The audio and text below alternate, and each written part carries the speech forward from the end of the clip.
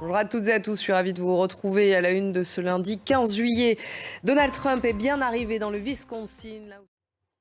Aux États-Unis, l'enquête est toujours en cours pour tenter de déterminer les motivations de Thomas Matthew Crooks, l'auteur présumé de la tentative d'assassinat de l'ancien président américain Donald Trump. Le jeune avait 20 ans, son casier était vierge, il était solitaire, inscrit comme électeur républicain. Des explosifs ont été retrouvés dans son véhicule. Une personne est décédée et deux sont dans un état critique. Pierre Leduf. Et comment Thomas Matthew Crooks a-t-il pu passer entre les mailles du filet? Y a-t-il eu des failles côté sécurité? Le président Joe Biden a demandé l'ouverture d'une enquête indépendante sur le dispositif de sécurité en vigueur lors du meeting de Donald Trump. Alexandra Allais, Arnaud Boutet. Et malgré cette tentative d'assassinat, Donald Trump a décidé de se rendre aujourd'hui à la convention républicaine dans le Wisconsin. Lors de cette grand-messe, il sera officiellement investi candidat à la présidentielle américaine.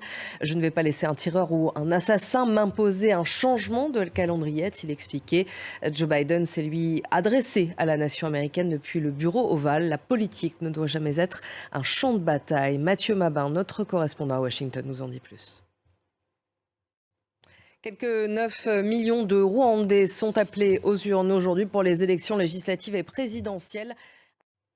Le Hamas annonce poursuivre les négociations en vue d'un cessez-le-feu avec Israël dans la bande de Gaza. Il dénonce tout de même la tentative d'assassinat contre son chef militaire.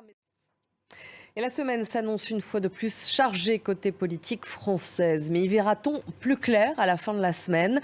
Le 18 juillet doit être désigné là où le président de l'Assemblée nationale. D'ici là, le nouveau Front populaire se sera-t-il mis d'accord sur un nom pour proposer un Premier ministre? Emmanuel Macron finira-t-il par accepter la démission du gouvernement Attal, et ce, quelques jours avant l'ouverture des Jeux Olympiques?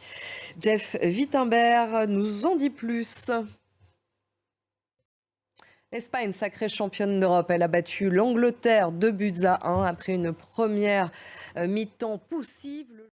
Clara Lenagar, notre correspondante à Madrid, revient sur l'ambiance dans les rues de la capitale après la victoire. Une victoire célébrée dans la joie, bien sûr, et la bonne humeur par les supporters espagnols. Et hier, la Tour Eiffel s'est illuminée pour célébrer le 14 juillet, un feu d'artifice dédié aux Jeux Olympiques.